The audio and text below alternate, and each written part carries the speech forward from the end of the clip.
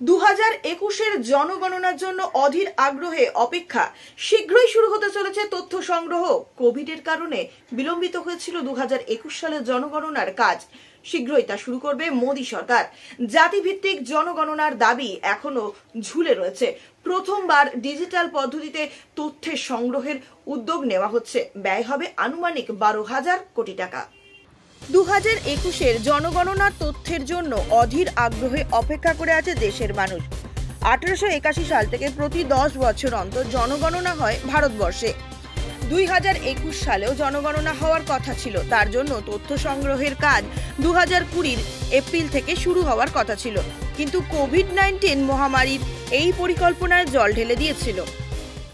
তারপর থেকে 4 বছর কেটে গেলেও এখনো সেই জনগণনার কাজ শুরু করা যায়নি।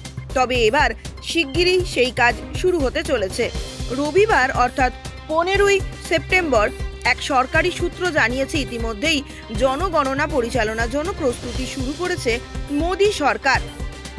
তবে কংগ্রেস ও অন্যান্য বেশ কয়েকটি বিরোধী দল বারবার যে জাতিভিত্তিক জনগণনার দাবি জানাচ্ছে তা শেষ পর্যন্ত করা হবে কিনা সেই বিষয়ে এখনো পর্যন্ত কোনো সিদ্ধান্ত নিতে পারেনি মোদী সরকার। সরকারি সূত্রটি জানিয়েছে, জনগণনার তথ্য সংগ্রহের ফর্মে জাতির কলাম অন্তর্ভুক্ত করা হবে কিনা সেই বিষয়ে সিদ্ধান্ত এখনো ঝুলে আছে। দীর্ঘদিন ধরেই 2021-এর জনগণনার তথ্যের জন্য অধীর আগ্রহে অপেক্ষা করে আছে দেশের মানুষ। গত বছরই মহিলা সংরক্ষণ আইন কার্যকর করা হয়েছে। তার শতাংশের হিসেবের জন্য জনগণনা প্রয়োজন। এছাড়া সর্বশেষ জনসংখ্যার পরিসংখ্যান নেই বলে আপাতত মোদী সরকার বিভিন্ন নীতি প্রণয়ন হচ্ছে। 2011 সালের জনগণনার তথ্যের ভিত্তিতে ভর্তুকিও বরাদ্দ করা হচ্ছে ওই পুরানো তথ্য অনুযায়ী। জানা গিয়েছে, সম্পূর্ণ জনগণনা এবং জাতীয় জনসংখ্যা নিবন্ধন বা এনপিআর আপডেট করার জন্য আনুমানিক 12,000 কোটি টাকা খরচ হবে। এইবারই প্রথম ডিজিটাল পদ্ধতিতে জনগণনা করা হবে।